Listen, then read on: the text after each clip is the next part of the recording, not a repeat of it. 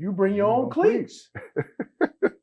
And so I get off the plane. So I got my cleats. I get off the plane like, yo, I just don't want 89. I just don't want 89. I just don't want 89. I walk in there. Oh, 89. He says to me, hey, man, I put my name on. I put my name online. We draft you. Don't F this up. And walks away. Cut to it. Cut to it. Let's get down to it. Cut to it. Cut to it. Cut to it. Let's get down to it. I get the opportunity to sit down with a guy that I respect, big bro. Y'all know him as Muhsin Muhammad. One little tidbit though. I recently learned I know him as Melvin. I knew something was coming. I knew something was coming over here. We'll talk about that later. But man, welcome to the Cut to It podcast. My friend, my bro, a guy that I admire, respect, look up to, also chase. Muhsin Muhammad. My dog. Welcome to the Cut to It podcast. I would be remiss. We got a little Moke, little Moose in the building. This is the only airtime you're gonna get right now, because I believe that you have some. I'll be interviewing you a little bit later. When you at that place, you coming to you heading into, you be drafted next year, and I'll be at your pro day, and I look forward to being at your pro day. But this is an overhead session right now. It's my chauffeur for the day, man. Yeah. We get a chance to hang out during the off season, so it's good. And this is great, man. I'm looking forward to it. I always checking through how you doing, how your mentals through Pops, and man, it's there'll be times where I'm flipping through. I'm like, oh, Moses playing where he at? Yeah. And I text him like, hey. What are they doing? Man, you should hear him, Steve. I know. You should tell him. I can't. Yeah. And then shout out though to Damian Craig. Yeah. Don't start that. I'll just say here's where I'm gonna go. DC, I've been knowing him a long time. So when you know a guy a long time, it just is. I'm like, come on, man. Yeah. No. You judge harshly. Well, I'll say this, man, that this is a special moment because this young guy over here, he grew up in that locker room, right? He grew up carrying helmets out, right? He grew up, after the games, hanging out. Yeah. He grew up, and then also becoming a ball boy, working for Jackie Miles. Throwing balls back and forth when you were there with Cam, right, on the sideline and all that kind of stuff, shagging balls. Grew up in front of that jug machine, so it's it's all full circle, man. That you know what that just tells me, Smitty? You getting old. You getting old. I would love to be on. I love being on this side of the dirt than the other side. That's right. Yeah. All right. What's your go-to late night snack? Oh gosh, there you go. I'm a cookie kind of man. I love me some sweets, man. I think my go-to right now is I've been on these Cheryl's cookies, man. Cheryl's cookies? Cheryl's cookies. What flavor? Or what? Frosting, man. It's got to be the sugar cookie with some kind of either pink or yellow frosting. That's okay. It's terrible, man, but I gotta have it. All right. The last time you opened the door for a stranger? Oh, yesterday. Okay. Yeah. See, when you live in the South, that's pretty normal. But I wanted to see, because you're traveling a lot. Yeah. For work. And so you're not always in the South. Sometimes you just on the outskirts of the South. And it's a huge difference. It is. I didn't really realize when they say Southern hospitality, what Southern hospitality was until I got here. Until I got here. Yeah. Had to been interesting coming from the West Coast. I mean. Yeah, it was, but it wasn't, because I hadn't traveled beyond the West Coast. Okay. So it's like L.A., San Diego, Vegas, Utah, Colorado. They opened doors in Utah though. No? No. Okay. No. No, I was heading into the office yesterday, and walking up behind somebody who was clearly a stranger, never saw him before, and that she held the door for me, and then somebody was coming behind me, and I held the door for that person. Yeah. So it was, it was strange because people talk to you in the elevator in the South, and that wasn't something I was used to. Like when I still haven't got in. Yeah, I don't do that. it's like, how we doing today? We walking, that's cool, yeah. that kind of, and we've been in the South for a long time. I mean, 27 years now. So, but when I first came down here, it was a little odd that you would come across people in the elevator that would just speak to you randomly. Yeah. And it took a little get used to. I took a little something getting used to. It's funny is when I travel. Yeah. And I open the door for someone, they think, what is he up to? Is he trying to snatch my purse? Yeah. Right. So and it's like thanks. Especially in New York, especially they're like, yeah, definitely a side eye. You can get a side eye. Sometimes they running you over. Yeah. As you're opening the door. So it's good. Last one. Okay. What's the longest amount of time that you've gone without baby and why? Gosh, this is going to be, well, let me just say this. My wife and I, about 3 or 4 years ago, we took a trip to Egypt. Oh, okay. Okay. And they lost my luggage. Okay. And so we flew into Cairo. Yes. And then from Cairo, we had to take a car ride down to where the Nile River was. Okay. And so once we hit the Nile River, we were in Cairo for a couple of days. Once we hit the Nile River, we were on the Nile River for a week. And we went to like Abu Simbel and all these different, cities along the river. And so there was a small window of chance that I was going to get my luggage before I got on that riverboat. Okay. Smitty, didn't happen. Okay. I'm just going to tell you right now.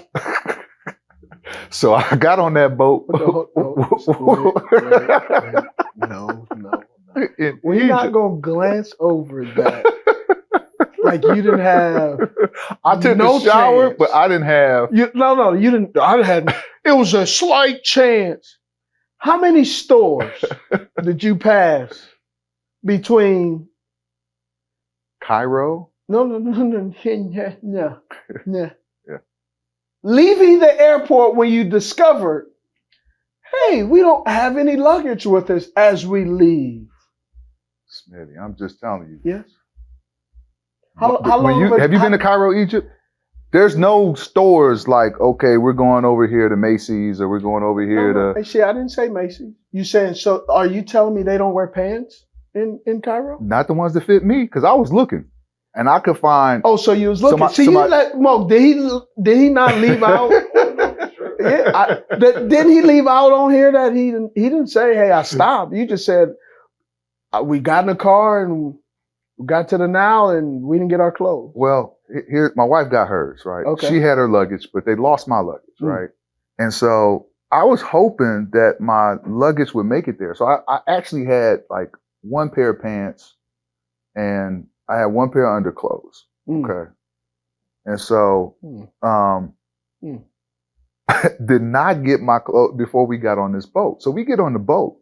And luckily, really, the pants came from our tour guide. The tour guide and I were about the same height. Oh, okay. So you wearing another man's pants. I wearing another man's pants in Egypt, I know, right? Wow. But we're time to say some things to you. It makes you different. It makes you real experimental. So I get on this boat, Smitty, and I'm like, I ain't got nothing. And, every day it was a little different. Like we were going to different places, touring different stuff. And I became like the butt of the joke on the tour because every morning they would like tell you what you should wear, based on either the weather or we're going to be in a cavern. And every day they come up with like, okay, here's what you guys should wear tomorrow. Here's what you should bring. I'm like, well, I know what I'm wearing. You got one option. I got one option. So okay. But I did bathe though, Smitty, but I was in the same drawers for about a week. The same drawers? Same drawers. So you didn't wash them? I mean, some days I would go without them. Oh, okay. So you And I did wash them. You had the hand dry. Yeah.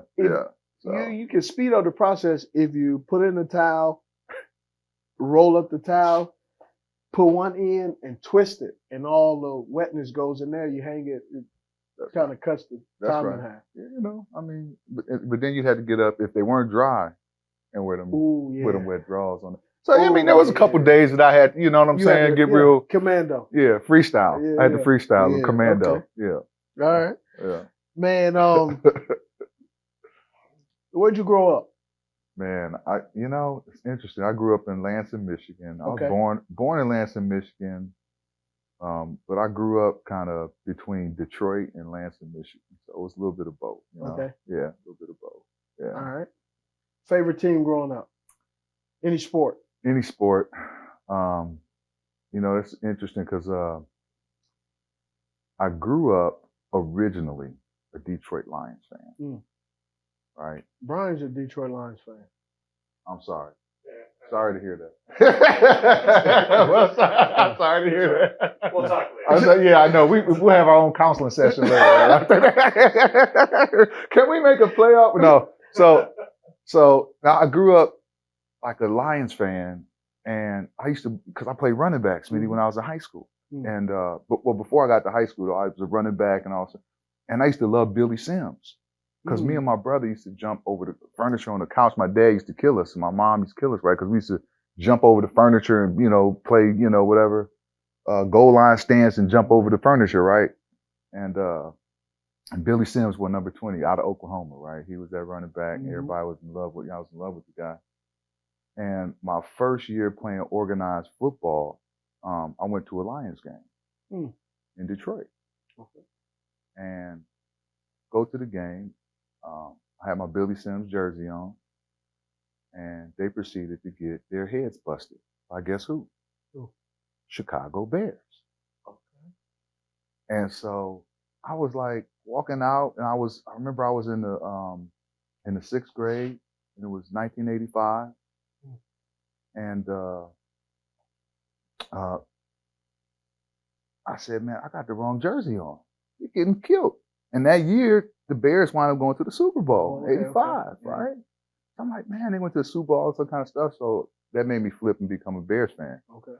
Yeah. So then, Mike Singletary, Walter Payton, Albert Sweetness, all that kind of, Richard Dent, Refrigerator Perry, all those guys. So I became a Bears fan, man. Living in Michigan, but became a Bears fan, which is crazy because I got a chance to play for them. Yeah. Okay. Yeah. I think I asked you this when we were teammates. Where did the Muhammad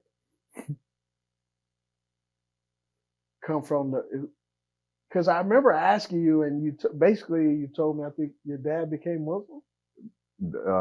Joined the Nation of Islam. Yeah, joined the Nation of Islam. But yeah. So walk me through that, because man. I've, Panther Nation has admired you. Were the receiver, you were the guy, number 87, right? And it was obviously I followed behind, but you were there. Oh, come on, let's not be mistaken. No, we'll get into that, because and so I just remember like the early years of the expansion of football. The Carolina Panthers, Jacksonville Jaguars. And there were a ton of names. And with those ton of names, and at this time, 95, 97, 98, television and cable and sports are not in the same orbit that they are now. That's right. A kid in Kansas City, a kid in Los Angeles, a kid in wherever can see just about any team. Yes. Right? Anytime, anywhere. Anytime, anywhere. Yeah. Not even having an app and all the other stuff. Just the fact that, there's no blackout. There used to be blackout games. Like they didn't sell out, the home team couldn't even see the home game. And so there was Muhammad, Carrier, Caruth, Biaka Batuka, right? Tim Biaka Batuka. All It these just names. all these different names. Yeah. And so I remember I got drafted, and I'm like, Muhammad? And and so how did that come about? Yeah. Well, it's interesting. Yeah, so Smitty, I keep saying it's interesting, but it is. My father, during his college days, was introduced to the Nation of Islam, and you got to remember the time frame, right? This is late '60s, early '70s. Yeah. Post civil rights movement, a lot of drug abuse, a lot of deterioration of our families and things like that. And so the Nation of Islam presented an opportunity to build character, gain wisdom, family structure, a lot of different things, learn how to farm, learn how to produce, learn how to be independent, right?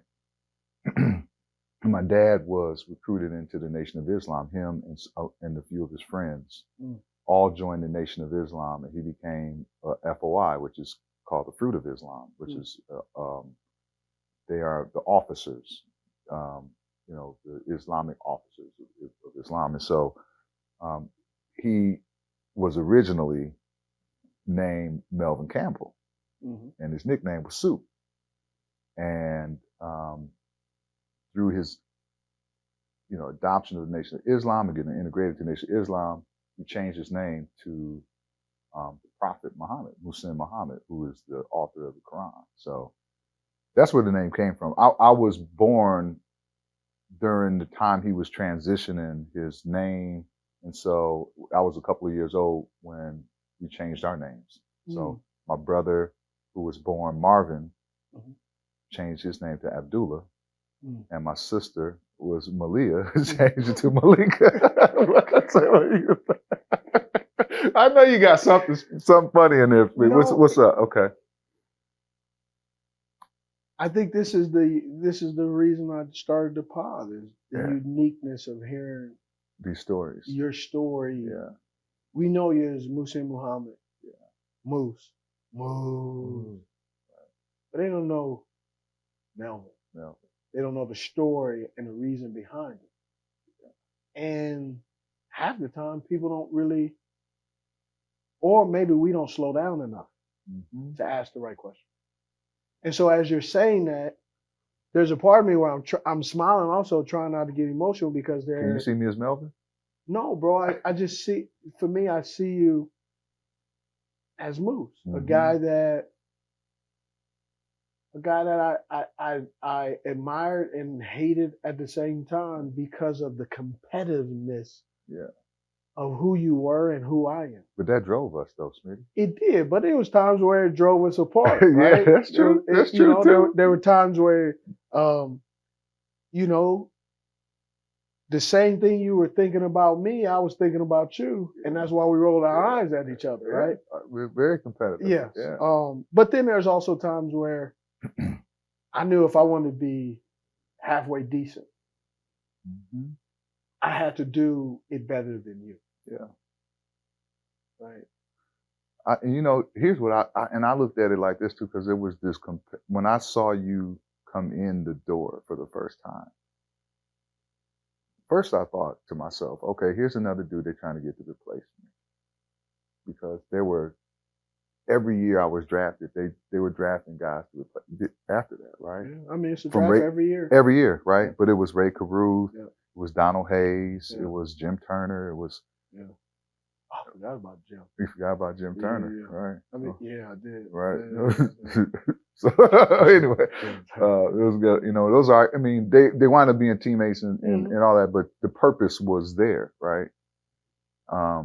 And when you walked in the door, I said to myself,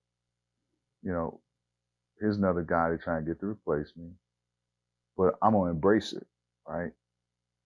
Because I wanted to win.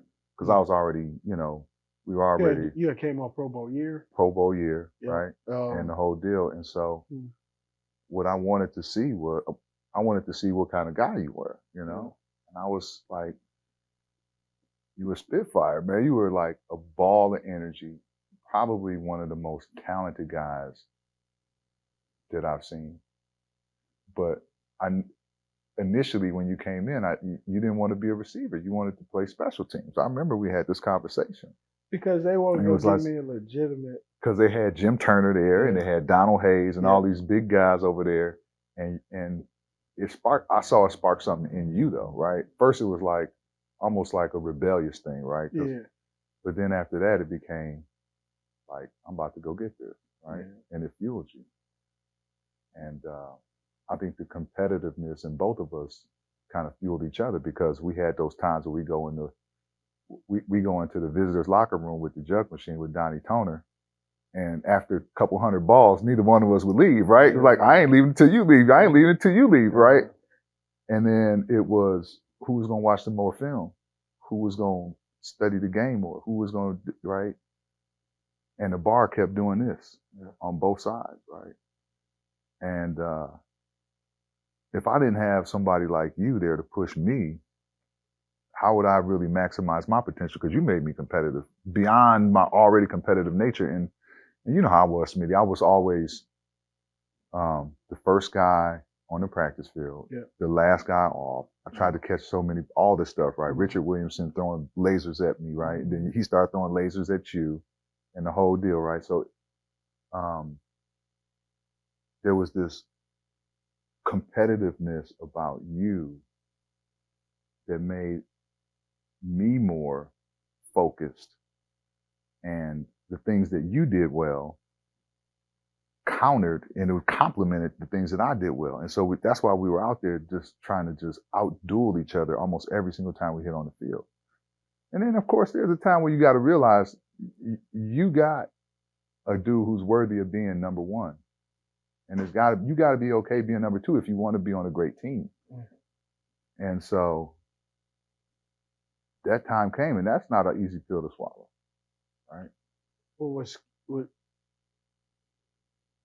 what you don't know is the whole time you're going, I'm waking up every day thinking, they trying me. They don't believe in me. They're not giving me the same opportunities that they're giving Jeffers, Donald, Ike. Jim getting more opportunities than me. Yeah. And so I got that. And so people always talk about sometimes on the show, the chip on my shoulder, and it wasn't a chip. Because as you saw this year with Bryce Young, no matter how good he played, no matter how many good passes, or Zay Flowers, was the first thing they talk about. That's science. And so there's this stereotype that short guys have Napoleon complex. I never had a Napoleon complex. Yeah, you did, Smitty. Hold on. It's okay though. No, but you had to. But it wasn't a Napoleon complex. Right. Here's what it was. It was, hey, I line up. I want to be a receiver. Know your special team. That's not Napoleon complex. That's people who are in charge telling me what. You ain't good enough. You can't go. You can't do it. So I didn't wake up being short and go, man, I'm mad that I'm short. Being short, for me, some days was like not knowing that I Love Lucy was not in color for a long time. Because all we had was a black and white TV. Right. I didn't know that I was too short to play wide receiver in the NFL. I didn't know I was too short to be a good wide receiver in college. I didn't know I was too short to be a corner in high school. I just said, hey, I'm pretty good at corner. I'm going to go play. I'm going to go play. You can, but... And so it took 3 or 4 years where the tall guy, because he looks the part, automatically, he gets a hall pass. Right. If I lose mine, I got to when you take a step back and you think about it, Smitty, right? you didn't let that define you, though. And No, I didn't. It didn't define you, right? Just like Bryce Young is not going to let it define him. Correct. However, you still though hear like you didn't ever you. I don't think you ever heard me tell a story, but when they drafted me, first of all, when they drafted me, With Seifert, right? yeah, with Seifert. So they draft me, Mm-hmm. and the first thing I'm like, and we, I get on the plane to go to Utah. Let me tell you how just oblivious to life and ball I was. You remember I brought my red cleats from Utah? I remember that. Because I thought you bring your own cleats. I went from junior college to Utah. Bro, that was my lived experience. I'm like, you walk in, you getting fitted out. You're like, I got my own cleats, man. You ain't taking these cleats from me, dog. Hey, this thing broke in. I got my own cleats, You man. know how many corners I didn't? Like, Smitty, it's okay. We're going to fit you for some nice cleats. No, dog. These things are mine. Man, you know what I can do with it? What? So this tryout time, dog. New cleats? You don't play in new cleats. Yeah. Right? No. And so I get off the plane. So I got my cleats. I get off the plane like, yo, I just don't want 89. I just don't want 89. I just don't want 89. I walk in there. Oh, 89.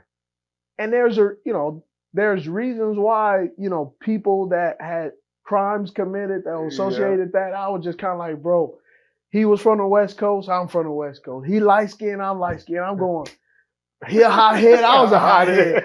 I'm like, man, this Then is. y'all gonna give me 89? Wait a minute. Let me peel this. What y'all trying to say? So I come in there and I'm in my locker and I hear this voice. It is George Seifert. He says to me, hey man, I put my name on line. We drafted you. Don't F this up. And walks away. Yeah. Piece of work, huh?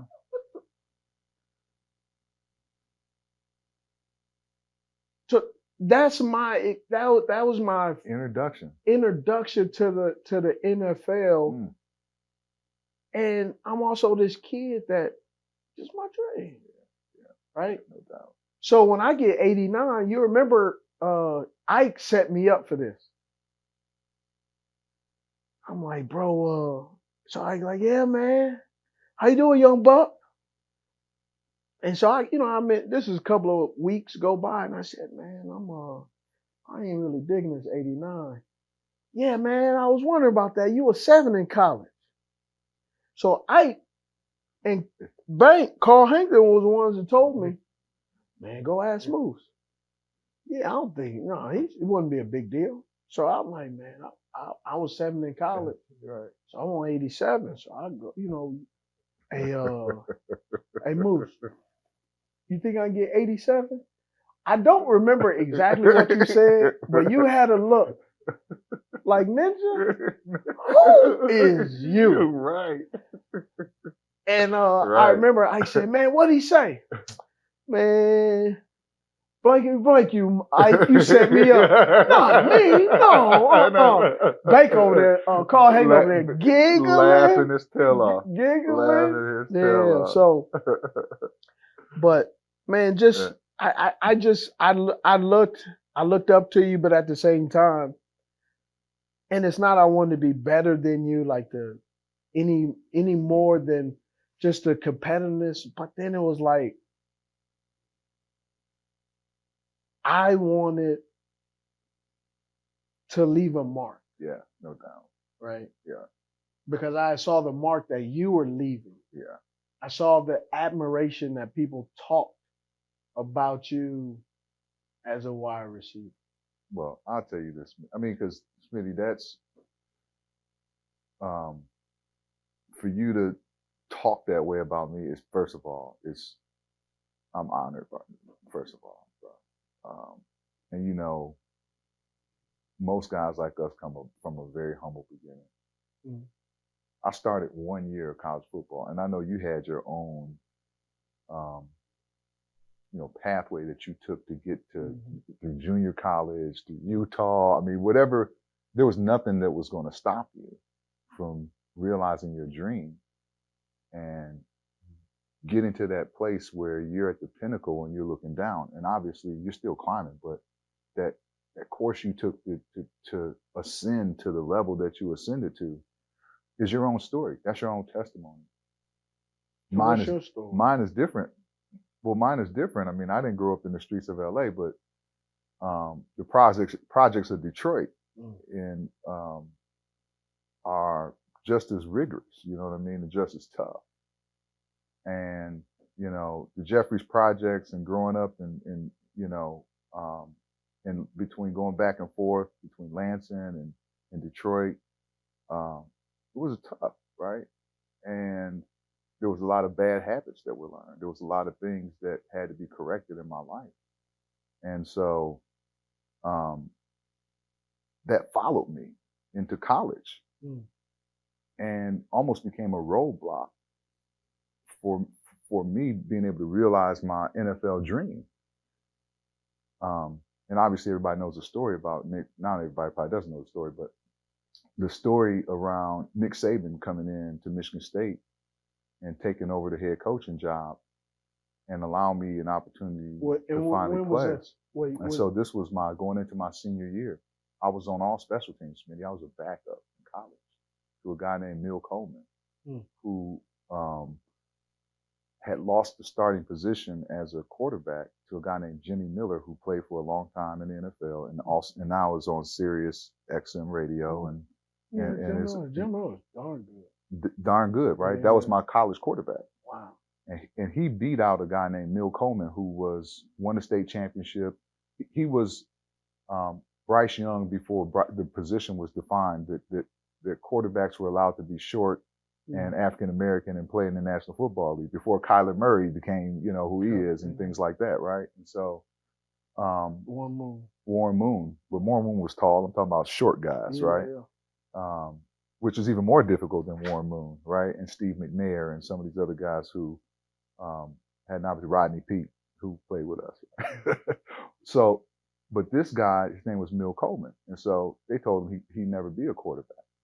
So he switched from quarterback to receiver, and I was his backup. And so up until my senior year in college, I was a backup. And when Nick Saban came in, he gave me a chance to play. But why do you think you were a backup at that time? Because you had some skills. To be honest, I probably didn't deserve it because of my behavior. And it wasn't because of my talent. It was because of my attitude and my behavior. And we had an offensive coordinator, a guy named Morris Watts. And Morris Watts, I mean, when you're offensive coordinator, you control who you want on the field. And if I got a guy who's good enough, see, Neil Coleman was good enough to play. Maybe he wasn't as athletic and as talented as I was as an athlete, but he was good enough to get the job done and he could make plays and he was a fan favorite. And so, and I'm good friends with him. Neil's, you know, like a brother to me now. Neil played about 4 or 5 years in the NFL. He played for the Pittsburgh Steelers. He played for the Chicago Bears. He was on practice squads. He was good enough guy to stick around, but he wasn't like athletic enough to really take it to the next level. But that was good enough for them, and they didn't want to give me an opportunity to shine because of probably because of my attitude, because I had a lot of pent up anger, right? Because of not getting that opportunity, and I acted out. I got in trouble. You know, I was just, I was not the Muhsin Muhammad that you came to admire and grew up with while we were in the NFL. I had to change myself. Nick Saban gave me an opportunity to do that. And so Nick became my head coach. He said, look, I'm going to give you a chance, right? And I never looked back. And so it was around the same time I found God and everything else to start this whole transition to becoming a different person. And that transition also happened on the field, right? And I went out my senior year. I had the best year ever, and I went from being on no one's draft board to being in the top. And that, and so wound up being drafted in the second round in a draft class that had Keyshawn Johnson. We talked about Eric Mose and some of the comparisons to young man that got drafted here. But Keyshawn Johnson, Terry Glenn, Marvin Harrison. I like to call ballers. Ballers, right? Yeah. So all these guys are probably potential Hall of Famers, right? Yeah.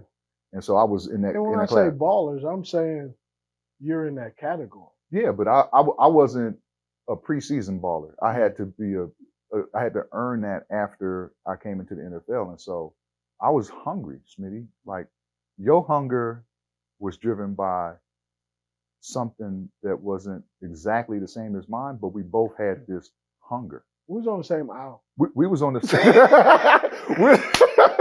we was on this like I'm here to prove something, right? Yeah. And we weren't stopping until we did. Mm-hmm. And so when you were drafted, I was already in my 5th year, 6th year in the NFL, and it wasn't until a couple years after you really start coming into your own that I said, you know what, this dude is worthy of being a number one.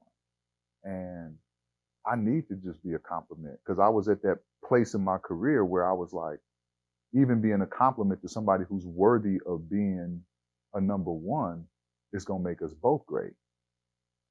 And I never told you that, Smitty, but you never told I've me never that. told you that. Because as you sitting here, I've never told you that. Have you sitting here? Because I wasn't in the place where I was comfortable saying that to you. I'm finished talking. Hold on. As you sitting here telling me that, and people are watching, right? I'm going, man, I was there. I never got any of, and I say any of this, even if you gave it to me, I wouldn't have received it. No, you probably wouldn't have received it. Oh, no. No, but you know what I recognize though? What? When Ricky Prohl signed with us, Mm-hmm. right, he became almost like the nuclear. I don't know if you remember how Ricky started instituting receiver nights. Yeah. Yep. Ricky made it loose, right? Because we were tension. Oh, definitely. It was tension. Like you can cut it with a knife every day. Like we coming out there like, and it was a competition in practice. Like we were doing DB so bad in practice because it was like I was trying to prove something, you was trying to prove something, and we would both fight for balls on the field. Well, I was Z, and they moved me to X. What was crazy in college, I was X. Oh. Who started off as a Z, but they moved me to X. Yeah. And so when they moved me to Z, when I got drafted and I came here and they was moving me to Z, it was so foreign to me. Yeah. Because I was used to being stationary stand. I was used to just lining up on that side. Yeah. But also the language barrier of professional football and college football, it was like drop me off in a foreign land. Yeah. Right?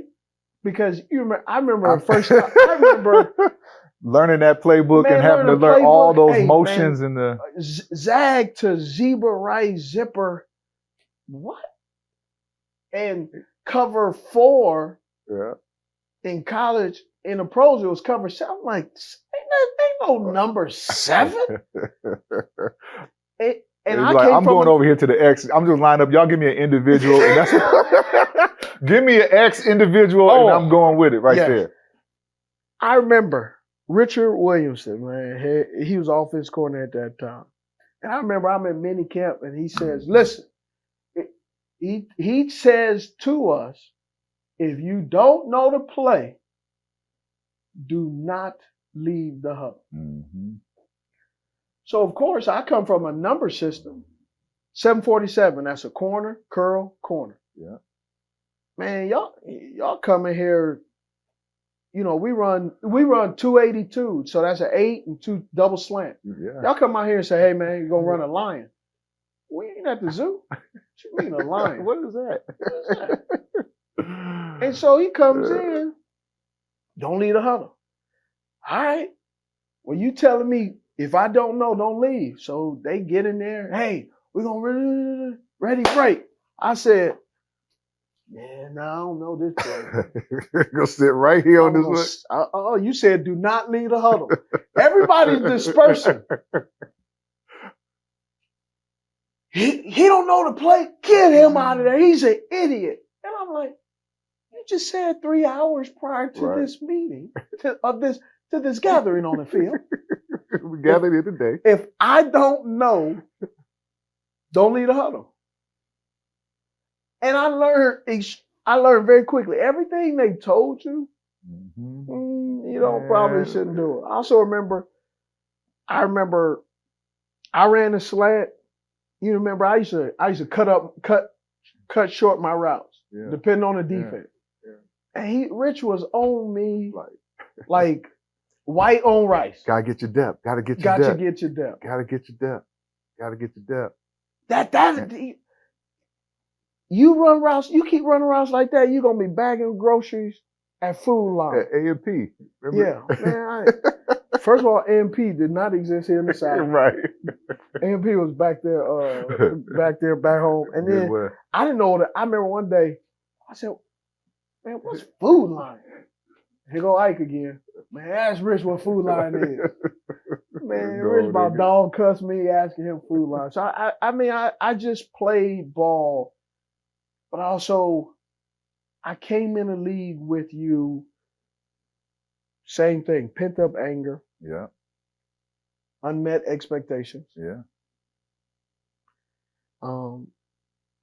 Inability to really emotionally control myself and articulate it in a way and keep keep it confined and contained. Yeah. But what I saw, Smitty, over time, because we've known each other for a long time. I ain't gonna put no numbers on it. But it's at least 20 years.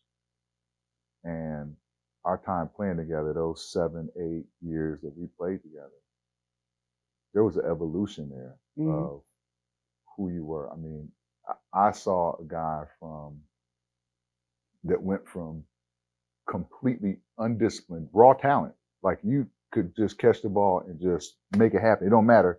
Like, I'm not running a 15-yard route. Just give me I'm going to go at least 12, okay? Yeah. Just give me the ball, and I'm just going to break every tackle, and I'm just going to get up out of here. Like, I don't need to run 15, Rich, you know? Emphasis on the rich. Yeah. I don't need to do all that to... And not rich in money, but...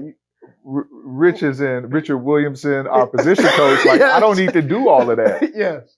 To a guy who's started to really, really get it. Like, God, if I go 15, this hole is going to be wide open, as opposed to somebody draping on me at 12 because, I didn't really force the gap to open up and all the different mental parts, the nuances of running, and owning that position. And as you start to get it, your game went to a whole different level, right?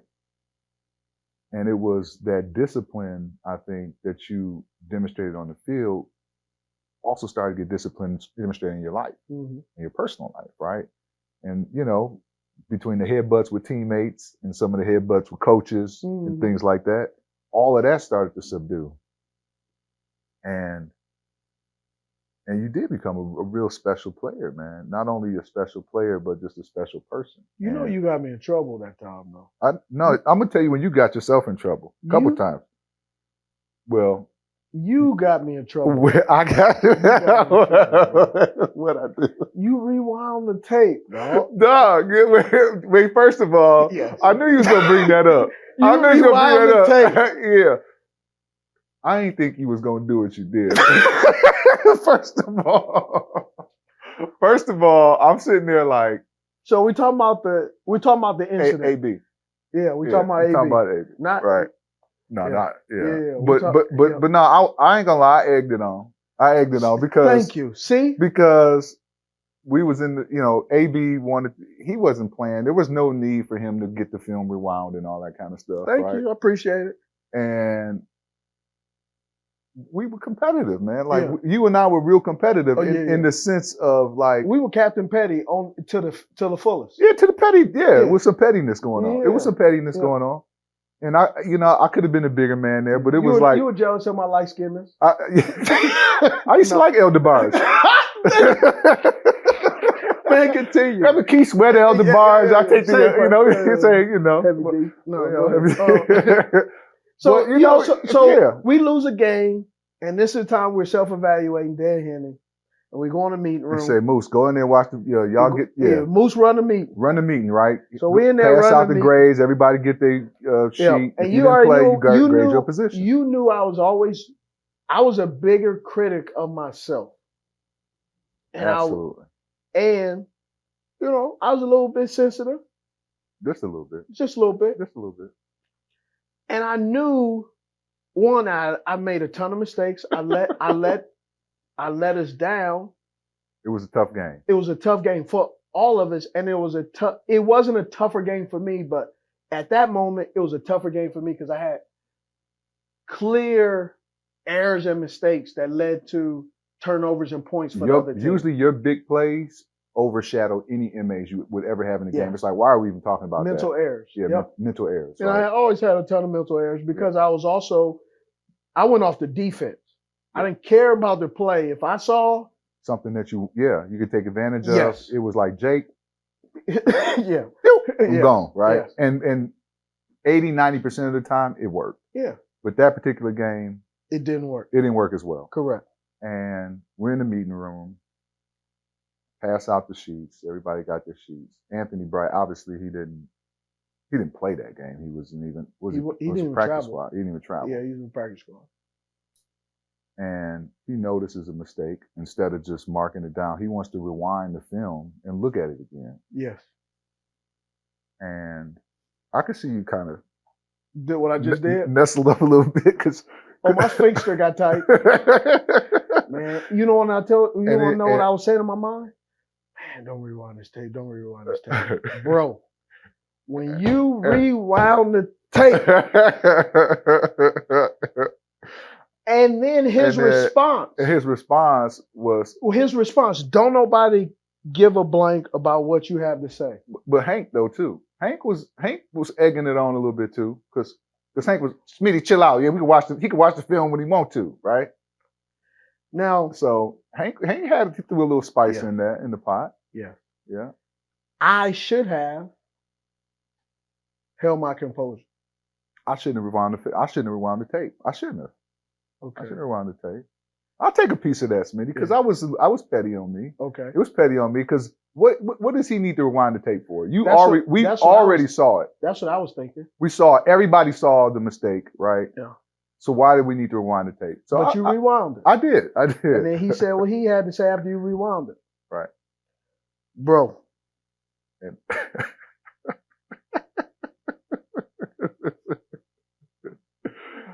Smitty, you know, I ain't like you I were said, in front man, of. What did you see? I was behind you, right? Because I was in the back. Yeah, you were running. And you were one seat in front of me. Yeah. No, you were two seats in front of me. I was like, remember he made me sit at the front of the class. You was in the front. Yeah. In the front. And then Anthony was between you and I. Yeah. Yeah. And Hank was on the other side of the room over here from where I was sitting. Yes. And I mean, all I saw was the back of your hand swinging like a home run, like Reggie White or Reggie. Jackson. Jackson. Huh? Reggie Jackson. Oh. It was like Reggie Jackson, just kind of one of them. And all I remember is just blood everywhere. The nose was gone and stuff. You just came back across the table. I don't even think you even thought about what you did because it was so quick. It was so. I mean, that's the part that sucks, right? That I do regret, right? Is the reason why I backhanded him, and it goes back to the way, I don't want to say the way I was raised, the environment that I was in, me backhanding him or swinging the back of my hand was the level of respect that I had towards him because of some of the interactions he and I had. He was brought in as a free agent. I was brought in as a rookie. He was known for his speed. I had a little bit of speed, but I wasn't as a track guy. So we always had this little tiff. It was a little tension. Yeah, it was tension. And he was petty too. I mean, the fact that why did you want to rewind the film? We were all petty. It was right? petty. We were all because we were all. It was doggy dog, right? Your coaches created that too, right? And so when I did that, and then after I did that, it was It all it hit went the to the fan. street. It went to the street after that. I mean, And he tried to act like he wanted to rush you, but it wasn't nothing. It wasn't nothing. but I was in was- full Yeah. knucklehead mode. You was in pit bull, Yeah. and I'm not about to let it go mode. Yeah, that's about right. Like Tasmanian Devil, like Yeah. you still got the I covered it up. Tasmanian Devil. Yeah, you I said? covered it up. Yeah. You want to know the sad part about that, man? Is obviously I've had other run-ins, but I'm 44 years old and still anything I say about anybody that regards behavior, people throw that up. I actually lost a sponsorship 3 years after that happened because one of the people in upper management said, who never met me. He had never met me, and I had a good relationship with this partnership, but the old person that was there, they moved on, transitioned to like a different business, startup. Yeah. This is early 2000s, so startups were the thing. Yeah. All And over so the place. they came in, and the first thing they said is, "Man, we don't want to be associated with the guy like that because of his history." Yeah. Yeah. And I have always had to, even like, there are people I'm not gonna name that as soon as I say something, during a broadcast, and I say, "Man, a guy can't," and they go, "I can't respect a guy who sucker punched someone." Right. It's interesting, Steve, because I watched you and Sterling talk about this, right? And Shannon. I'm sorry, yeah, Shannon. Shannon. Sterling is sorry, Sterling, Yeah. and Shannon. Yeah. And I watched you and Shannon talk about this, Sharp, and even us right now, we joked about it, but it's a serious matter, right? Yeah, it is. It is a serious matter, and I think that we all make mistakes throughout our careers doing something, right? No one in the NFL is a complete poster child for any topic, behavior. There's no whatever. Mother Teresa. There's no Mother Teresa. There's only one Jesus walking, right? And so, And then there's two people. So. Yeah. And there's a lot of disciples who had a lot of flaws. You know what I mean? Yes, and sir. So, yeah. And I think we all fall short of that glory. And the greatest gift that we all give each other is the gift that God granted to us, right? And that was the ability to forgive, right? And then atone for your sins. But there's always going to be people out there that don't want to let you forget about the past. And, maybe rightfully so. Maybe that is something that keeps you honest or keeps you in check, keeps your integrity there, and keeps you accountable. But the progress that I've watched you make over your lifetime, when I think about that incident that happened in that meeting room that day and all of the factors that were baked into that situation, it surprises me that people are still not willing to forgive that. Because I know I am. I know Anthony Bright more than likely is. I know and the person who was directly affected is probably willing to forgive for things like that. And I know as a 44-year-old person, you look back at that now and you say to yourself, man, I would never do that to somebody now. Bro, I regret every single day of my life. Yeah. There's always this side of the story, this side of the story, and in the middle lies the truth between both. Yeah. And in the public court of opinion, and the opinion of people who were not in the room, and how it was just explained when it originally happened. Man, it's one of the very reasons why I don't. Man, I remember November. Years later, I remember not years later, but at that time, I got a suspension, and I also remember having to come home and explain things, and then having to turn myself in because they were the the police were looking for me because I had a warrant out for my arrest, but it was not public because they wanted to bring me in. Mm-hmm. Wow. And so I had to I had to drive a different car and then park that car and then to turn myself in because it was a big ordeal. Mm-hmm. And then I also heard another 89 being arrested Car situations. with just overall just arrest and the number, light skin, Utah, Colorado, wide receiver, just all of that. And I sit back, man, and I regret it because without anyone knowing me, they had a impression of me. And as my career went on, I played to that impression because at times that was easier because I can safeguard myself from allowing people to really know who I was because that's safer. And also the brokenness in me and the lack of trust in people. So it became wonky. But the one thing, Smitty, is like when we come to the NFL broken. I think so. A lot of us. I know for me. What makes us so great is the brokenness sometimes. But I came in emotionally broken too. Smitty, there's so many of us, right? And that emotional brokenness, right, is what really fuels our greatness. It fuels our passion. Like every time you speak about something, I can see tears coming to your eyes when you're passionate about it. I'm the same way, right? And, like I said, both of the energy, the fuel behind who we became, they were different. Mm-hmm.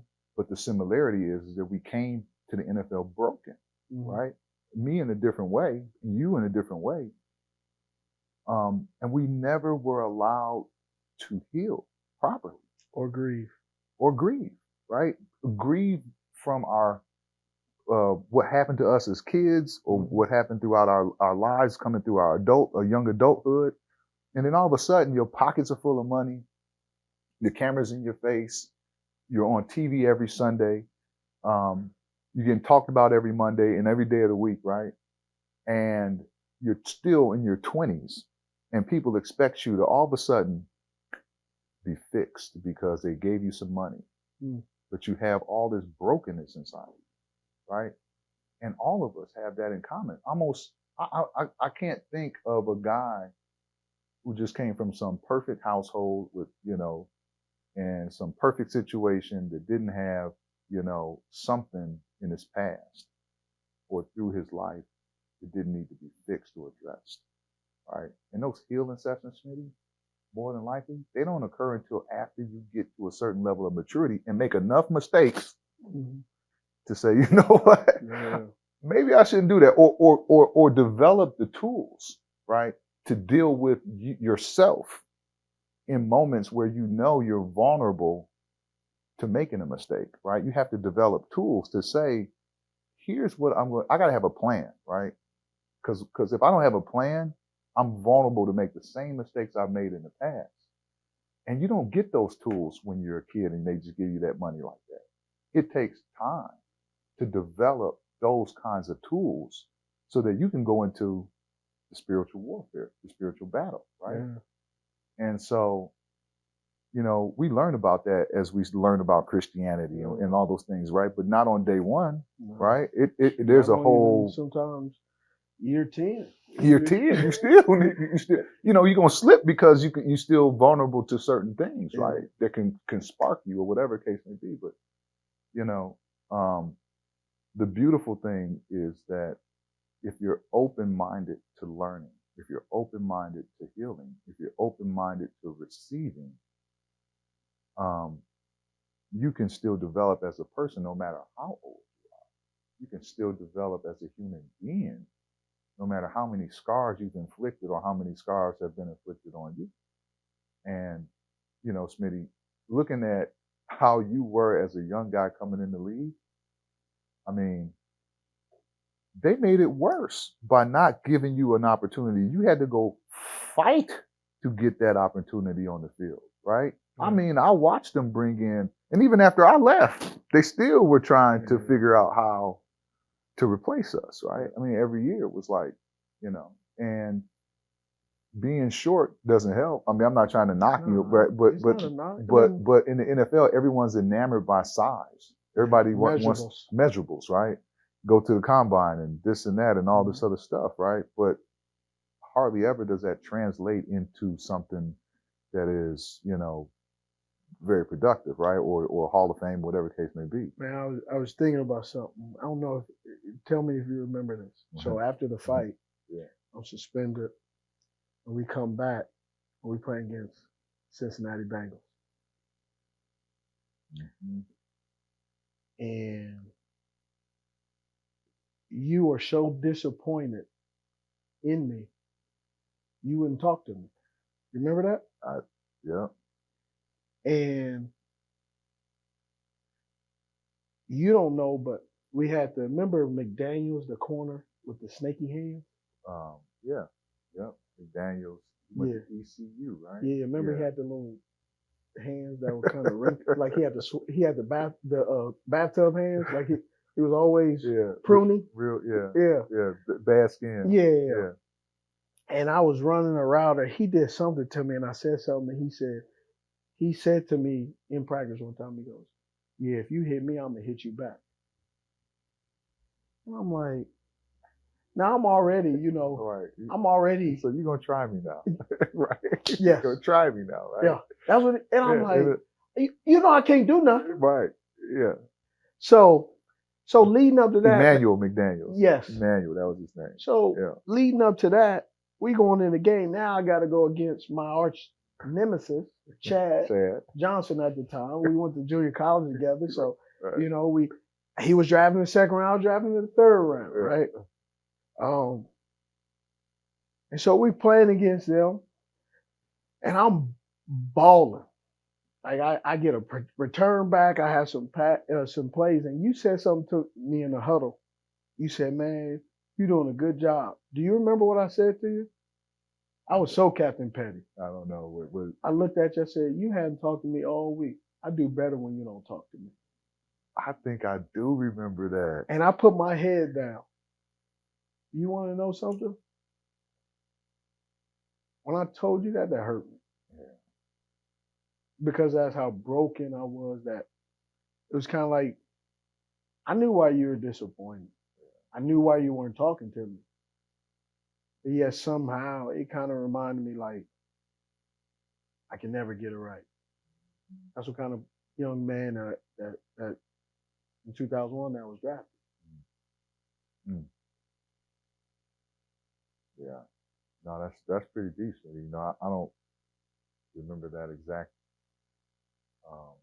exchange that we had, but I remember that next game, and probably for a couple weeks after that, right? I remember like the tension, right? And you could cut it with a knife, right? Because everybody was kind of upset about the situation, right? And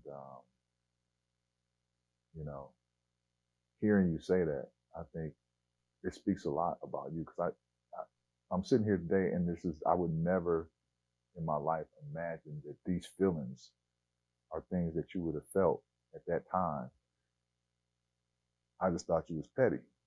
Like, here you go again with that. Like, I'm trying to reach out, because it was hard for me to compliment you too, because here's a guy who's, I have 12,000 receiving yards, right?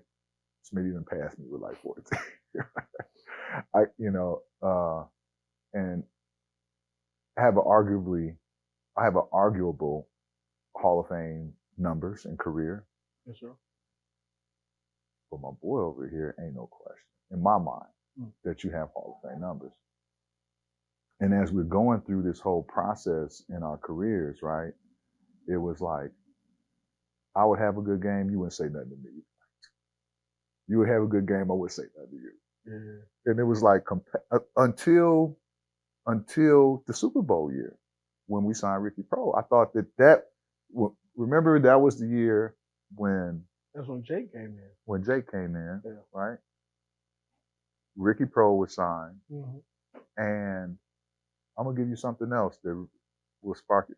They started letting us color our shoes, and we found this guy in town Mm-hmm. who would color our shoes By the Eastland Mall. by the Eastland Mall. And that was like an icebreaker. Be like, oh, let me see your shoes. Let me see your shoes. Yeah. And it was, to me, the I first was Reebok. yeah, and I was Nike. You were Nike. And it was the first time though, like where it was like a competitiveness against amongst us, But not in a bad way. in a bad way. Yeah, it was like, Oh, your stuff is fresh too. Well, Yeah, your yeah. stuff fresh too. yeah, They're yeah, like, yeah, and it was. I see it now. I see. And Yep. I mean, there's no mystery why like that year it all kind of came together Yeah. as a magical season then for us, right, in 03. You remember? They started putting us on the same side because I could catch routes, but I can always block. But it was like Henny did that. if I chose to. Right. Right? Right. But to be better than you, I knew I had to elevate my game and have a more overall game. Mm-hmm. So I would only block a guy if I was pissed. Exactly. You would block a guy. Because that's what I was doing. That was what I did. That's it made what me you did. different. Yeah. And so as I started to follow, I was actually a willing follower. They would start to put us on the same side on like toss crack. We used to maul people. Yes, over but you remember they had switched it up one time and put me on the ball, and you like talked me. You were like, "Come on, you got this." When you were leaving the huddle, you was like, "Man, you got this." But you saw me about halfway through of the cadence, who had to block the DN that. Nah, bro, I want to do that. And I'm lined up, and so we had to. So usually you lined up on the right side, balls inside. You got your inside foot up. Inside foot back, yeah. But on this run play, you had to put outside foot up. Even though it was telegraphing, Mm-hmm. so you can have your body weight, You can move. Get to the Yeah. Man, I don't know what I did or how you knew, but at some point during the game, it's wide 80. Why? He said white, and he hit A, and my body said, "Nah, dog, I don't think this is gonna work out today." And you were like, "No, you got it, Smitty. You got it. You got it. You got it, Smitty. Little Smithers, you got it." I'm like, "Nah, I don't think I got this one." Bro, that was, you go back and think about it at the time, and then I remember you going, "Oh," you was like, "Man, what happened?" Like, "Man, I just thought about it." Nah. Man, I did the calculations in my head, and the calculator said, "Nah, 8-9, you ain't gonna make it today." Made a business decision on this one. Yeah, I gotta make a business decision on this Man, but there's just so many stories, one. Yeah. good stories, great stories. One of the other stories I think that's real interesting is I remember going to your house when they had told you that the money that you were asking for, Mm-hmm. they couldn't have two receivers with the same price tag. And I remember you telling me like, man, they asking me to take a pay cut. And I can't take no pay cut. Man, you see this house? And I'm sitting there and I don't know what to say. And I remember you had to leave, and I got in the car to leave, and I got in the car, and you had just finished a jugs workout. Yeah. Right? And what's funny is on the football field, I tried to do everything you did, but I realized there were some things I just couldn't do. Mm-hmm. Like, I'm not getting on a jug machine every day. Yeah. That just wasn't me. I'm not training. I'm not lifting with the team. Yeah. I got to do my own thing. Not my own thing because I think I'm special. My own thing because the things that you did well, Mm-hmm. and I'll lift, but I'm a body weight guy. Yeah. I mean, we were compliments. I mean, because what you brought in terms of explosiveness, right, and big play capability, it was different because I was like a little bit more of a Swiss Army knife. Yes, right? you were. Because they could put me at any position. Mm-hmm. I could go in there and block, Yeah. right? Because I would go in there and block linebackers, defensive ends, Everybody. Like with these little bitty wide receiver pads on, I would put my little body in there and throw myself in there, and I could do all that. And they would move me around and do all that stuff. And then you were the big play guy, right? You were making big plays and this, and then I could still make plays going across the middle, make curl routes, and first down stuff, like all the little kind of intermediary stuff. And that's what I accepted as a role, right? And I remember when John Fox came in, and it was after, we had a not so good year, right? And Foxy came in and he said, Moose, there's blue chip players and there's blue chip play. He said, this team is full of a lot of blue chip players, but y'all ain't got blue chip play. You haven't made blue chip plays. And here's what I'm going to promise you. This is before we went into the season. He said, I'm going to promise you that in this offense, I'm going to make you a blue chip player, and you're going to make a lot of plays. You're not going to catch 100 balls and lead the NFL and do all that stuff that you did,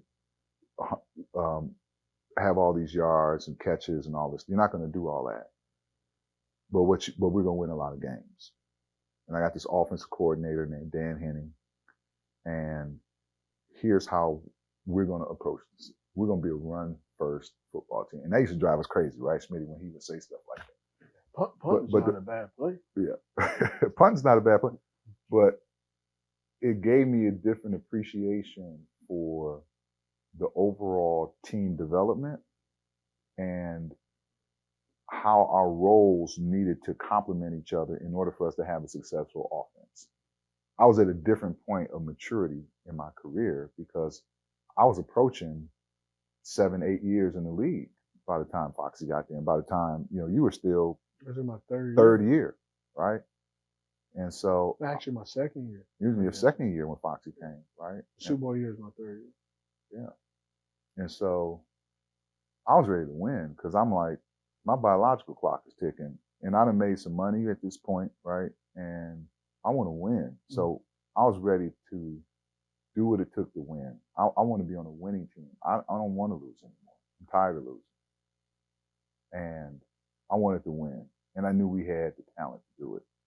And when Foxy set me down in that meeting when he came in, it clicked for me that I needed to be able to be unselfish, right? And be a bigger part of a winning situation.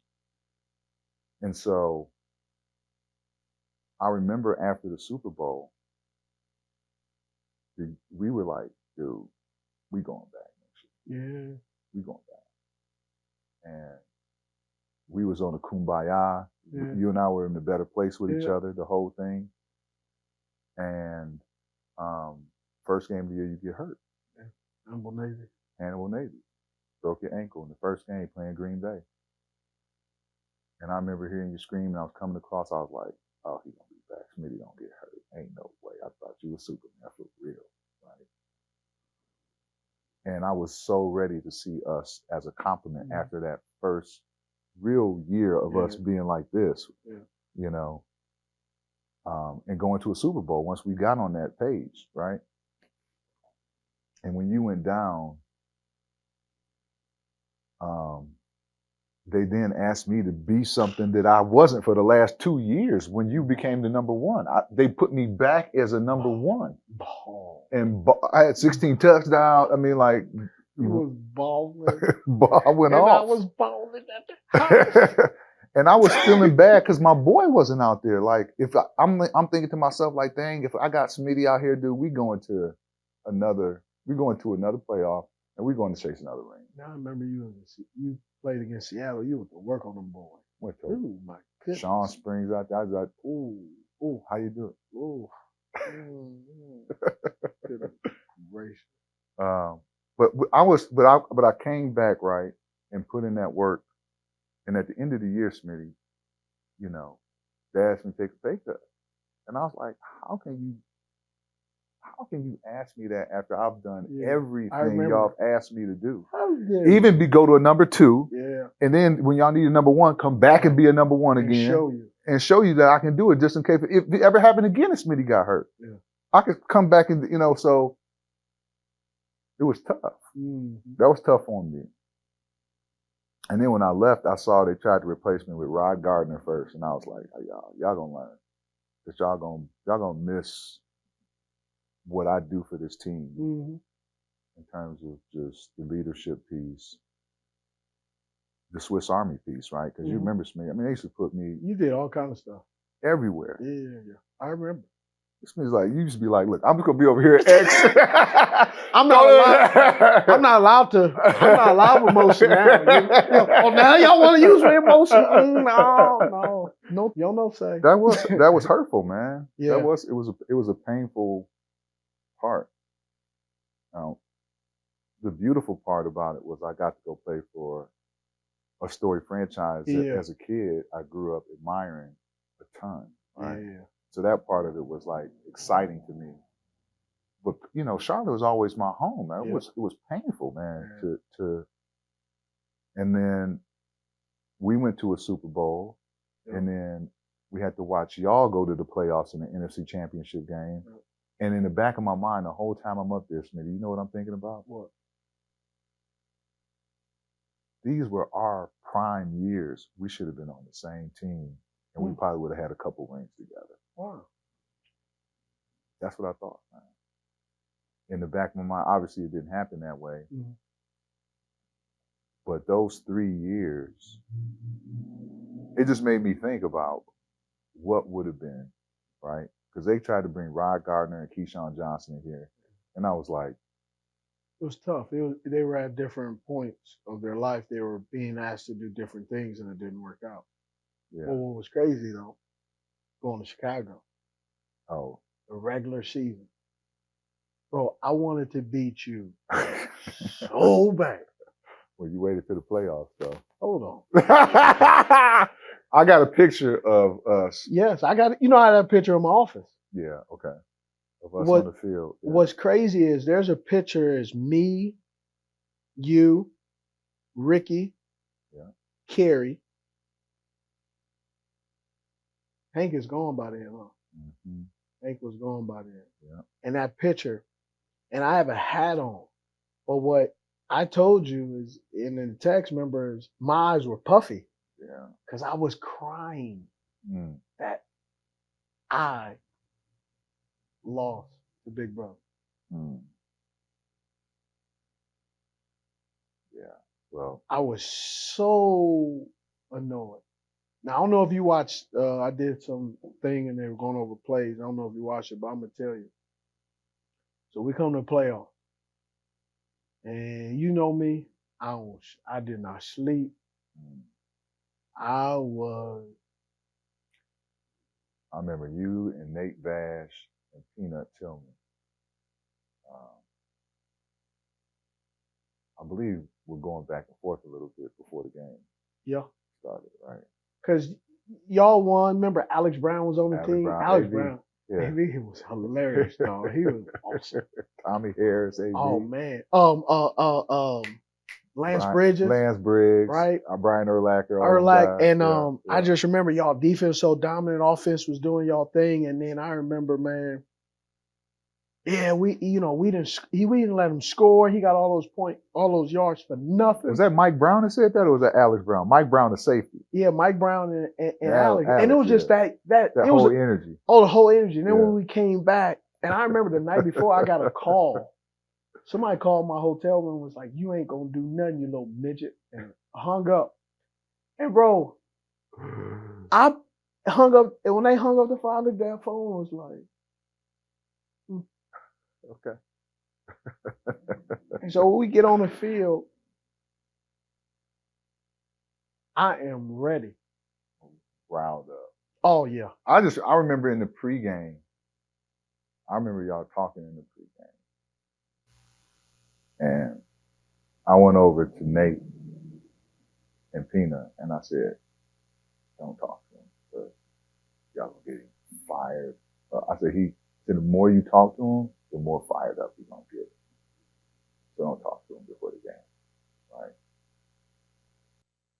And I go out there in the pregame and I see y'all talking. I said, oh, damn, they got me fired up. I could sense the energy. Mike said something to me like, yeah, what you think you gonna do today? I remember, I was like, get in the middle of the field, put that ball on that island.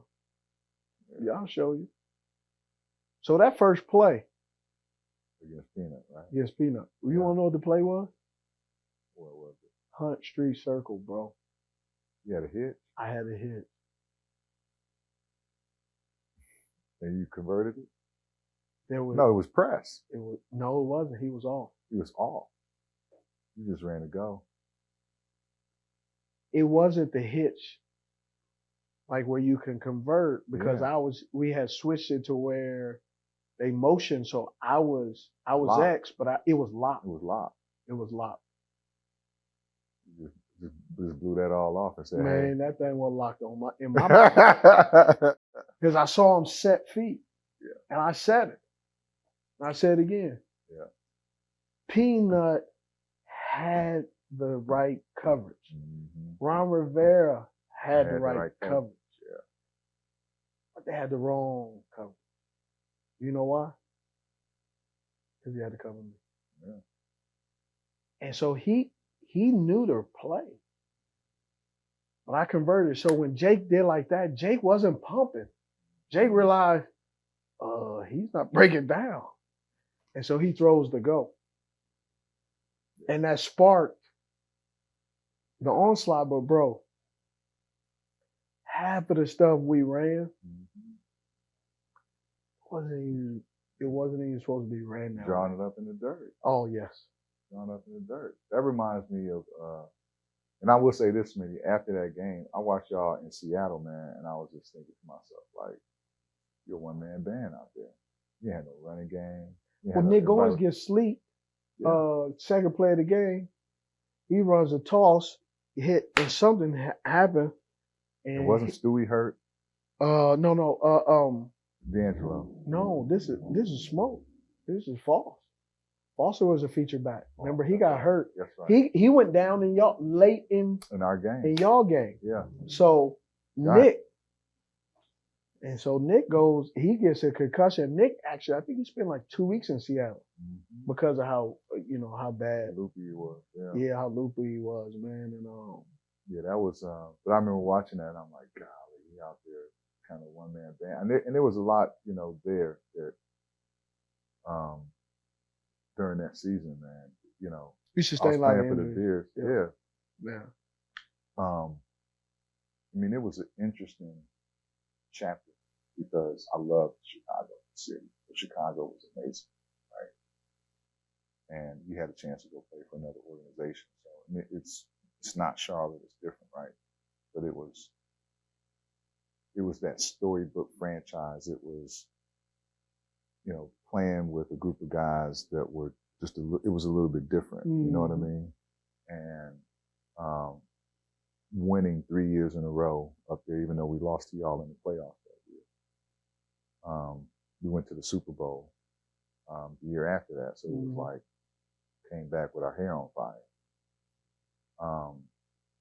And then the year after that, we had a lot of injuries, but we still had a winning season. It was 3 good years of winning football up there. And I don't know where else winning is so much fun but Chicago. Like when the Bears are winning, the city of Chicago is ridiculous. And so it was a lot of fun being a part of that. But the most fun I ever had playing was when I came back, man. Bro, it was awesome. That year, you had over 1,000. I think I had almost 1,000. We had 2 running backs with 1,000, Stewie and D'Angelo with 1,000. And that year, man. That's also I got in trouble again. I remember when. But you know what? I will say this, that he was the one that took my contract. I don't know if you remember this, but the same contract that he signed was the contract that I didn't get. Who? Ken. Who? Ken. Oh, wow. Huh. When they didn't sign me, Dang, really? signed the DB Oh, for the okay. same money. So anyway, you probably didn't even realize that, but No, I did. yeah.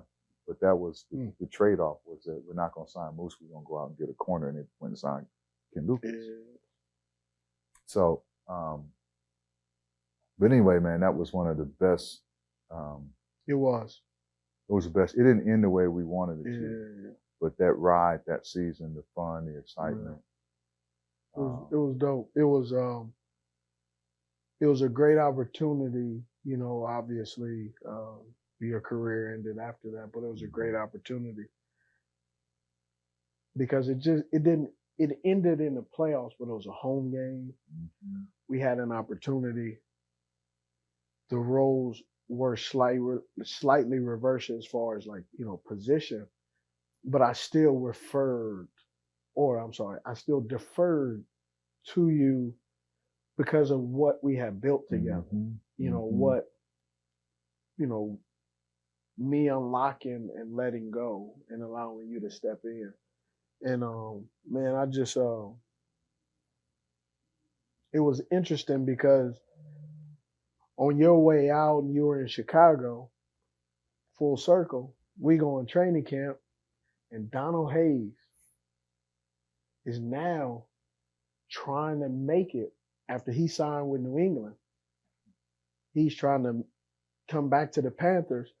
And man, I remember one time I was just eating breakfast in Spartanburg in training camp, and Donald's asking me questions that at that time in my life, I'm going, man, this got to be a trick. Like, this is a dude that was ahead of you. Ahead of me, that I considered knowing how to play football. And I realized he didn't know how to play football in a manner in which, at that time in my life, that I was taught by you, by example, also by knowledge, but then Ricky Pro, then Richard, you know, just Dan Henny, all those people that I started to master my craft. Yeah. And man, it was just, it does taint. It does taint that we don't realize the teachers in our lives that we don't pay attention to. Yeah. Bro, I hated listening to you talk. Because but I had learned after I got let go of the pettiness in myself that you were this jewel of information. Well, I appreciate that, Smitty. I tell you, it's been a pleasure watching you become a student, though, because I've watched you now become not just a student of the game, because your game elevated as you became a student in the game to professor status, right? And watching you now as an analyst, breaking down guys, seeing, and you know, you probably know right offhand in an interview, guys who really are putting that time into honing their craft versus guys who are out there just freelancing, right? You know, because you had to become a student, right? And you at one time in your career were just sort of freelanced and became very, very successful just being super athletic and super talented. But when those two marry, the educational part and really understanding the game and taking that knowledge about how they really use those zones or how to really manipulate people in man-to-man coverage, when you really started to study that stuff at a different level, you elevated to a whole different plateau. Your game did. It was amazing to watch. And I know we compliment each other, but I know to a certain extent, how I approached the game forced you to do it too. Yeah. It forced you to do it because you couldn't go in the room and not know.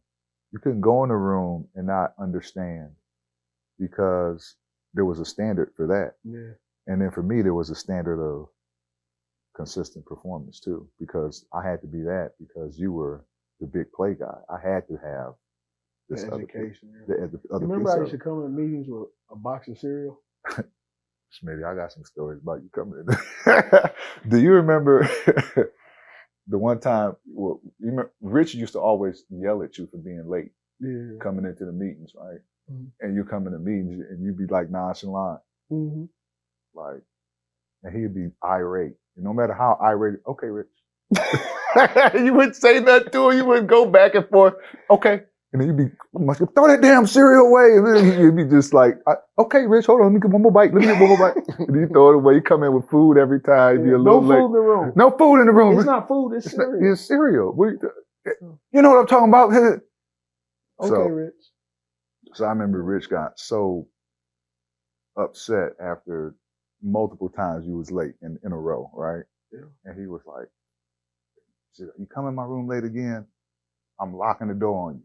And I'm gonna fine you. I'm taking your money. He said, okay, Rich, I ain't gonna come in late again. The next day, you came running there with no clothes on. Do you remember when you came running there? You was wet and you had a towel on, right? Yeah. And the towel had dropped. You was ran in half naked, right? And you was wet. And you was like, I ain't want to be late, Rich. We were laughing so hard up in there. And Rich was like, get the hell out of my meeting room. Get the hell out of my meeting room. And I walked down. I remember I said, but I'm not late. But I'm not late, Rich. I'm not late. You can't find me. I'm not late. Well, this has been great to sit and talk, but I got to tell you, man, I always loved our relationship. You know, my birthday May 12th, your birthday is May 5th. We were the tours, the button heads. But man, just everything about who you are and how you played. And what's crazy is I always wanted to be better than you statistically. But what I wasn't, I never really saw myself as I was better than you. Because I know the man who you are and what you presented to me. And I've always admired that and respected that from you and appreciated that from you. And so that's why, man, it's like competitively, we hate each other. But at 44, next year 45, and so on, there are a lot of people that helped me get where I'm at. But then there are some people who made me who I am. And man, I always appreciate that of you, man. Man, you're making me emotional in here, man. But you my big bro, man. And I look forward to, at someday, it's gonna be a party. It's gonna be a play. It's gonna be a destination. But also to look forward to, man, continuing to be around you and around your family. When Mokes gets drafted, when he gets that opportunity to play in the league, that it's gonna be like we playing in the league, you know? Because he's been around it. It's in his blood. It's inherited in him. And what I'm talking about is your son, Lil Moose, is going to Texas. He's at Texas A&M, a dynamic wide receiver. I mean, his game has changed. And sometimes when me and you talk, man, you say, man, Smitty, he reminds me of you. And that means he's you. Because I'm a product of what you taught. You, Ricky, Moose, all those guys, Rich, Fred Graves, Bobby Ingram, all those guys taught me a lot of stuff, man. And so I just want to make sure, and also people know, man,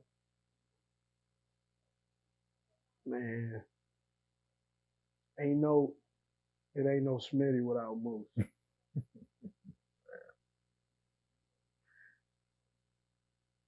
Smitty, it's been a pleasure, man. Absolutely, It's been man. a pleasure, man. And I'm thankful that you decided to retire in this city. I decided to retire in the city because we got a lot of good years ahead of us too, you know. And it's only beginning, you know. Yeah. It's just beginning. Like life is, I feel like it's just really starting to begin, you know. Yeah. And we had a lot of good times and a lot of things to teach because we got some people come behind us that need to understand too, man, how to be special. Yeah. Yeah. So, appreciate you, dog. Love you, man. Yeah, love you, man. Cut to it, let's get down to it.